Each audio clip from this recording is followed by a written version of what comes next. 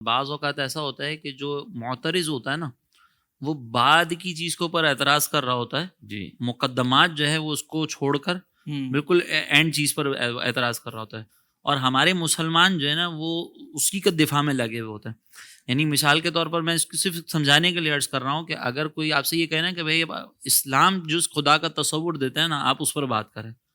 اگر ملحد یہ کہتا ہے تو آپ نے پہلا بنیادی اسٹیپ یہ کہ آپ اس سے یہ بات نہ کریں کہ اسلام جس کا تصور دیتا ہے، بلکہ آپ اس پہ یہ بات کریں کہ پہلے خدا کے وجود پہ بات کرو، اسلام نے کیا تعلیمات دی. اسی طریقے سے اگر کوئی وحی پر اعتراض کرتا ہے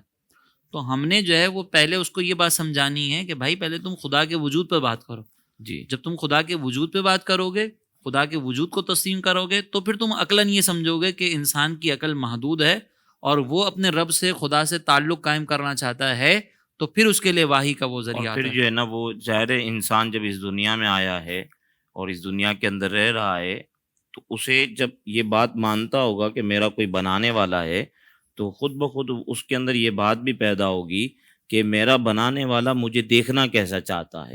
میرا کون سے عمل میں اس کی رضا ہے اور کون سے عمل میں اس کی ناراضگی ہے. کیونکہ انسان جو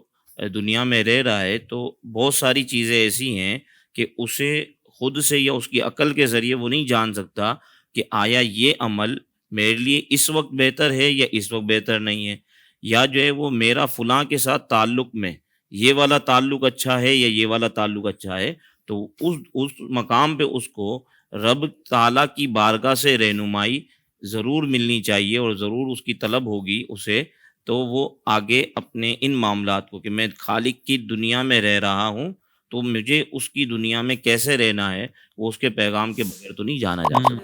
سکتا. زندگی کے تمام شعبوں میں دینی رہنمائی حاصل کرنے اور آخرت کو بہتر کرنے کے لیے ہمارے YouTube channel Islamic digital studio کو سبسکرائب کر لیں اور بیل آئیکن بھی پریس کر لیں. قرآن سے بھی ملاتا ہے ہمارا